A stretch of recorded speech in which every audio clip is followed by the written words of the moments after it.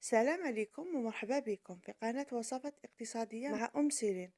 نتمنى تكونوا كامل لاباس. الطبق تاع اليوم راح يكون بسيط وصحي وفي نفس الوقت سهل وسريع التحضير.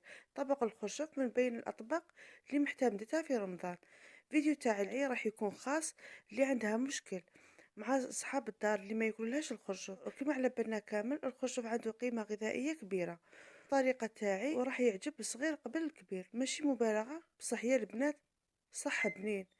قبل ما نبداو الوصفة، فضلا وليس امرا، البنات اللي راهو يشوف في الفيديو تاعي اول مره ما ينساش يشترك في القناه ويدير اعجاب للفيديو بيوصل اكبر عدد من الناس.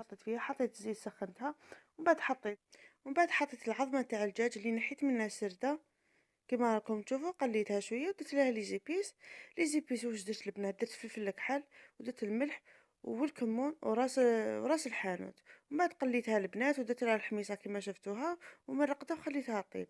ومن بعد جيت هنا البنات للحشو تاع الخرشف واش درت له البنات هنا فورته. ومن بعد زدت له سرده تاع الدجاج، زدت له المعدنوس وبصله صغير وزدت لها سنينه تاع ثوم.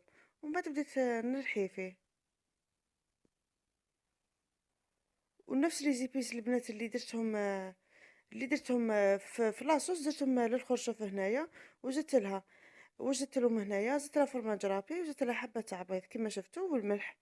ومن بعد جبت الليمون لهنا البنات، جبت تاع سيليكون اي نوع من الليمون عندك ديري فيه. اذا كان عندك تحاذر تاع بالحبه وليمون تاع لينوكس اللي جايين بالحبه وحدها، قبل ما تديري فيه الحشو تاعك ننصحك انك تدهنيه بالزيت وترشي بالفرينه. بعد تحطي الحشو تاعك بما يلصقلكش.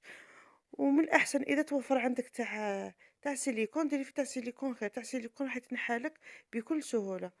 كيما راكم تشوفوا هنايا عمرت كامل الليمون تاوعي وحطيتهم يطيبوا عادي.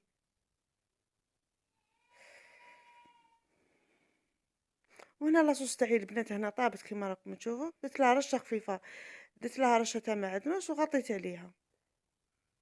الوصفه تاعنا تاع اليوم راهي واجده، درت لها تزيين بسيط بالفرماج رابي. صدقوني البنات كيما قلت لكم من قبل، الوصفه هذه ولا محتمله كل ما يكون عندي الخرشف لازم نديرها. وصلنا نهايه الفيديو. اذا عجبتكم الوصفه تاعنا تاع اليوم ما تنساوش الاشتراك في القناه وتفعلوا الجرس وديروا اعجاب للفيديو.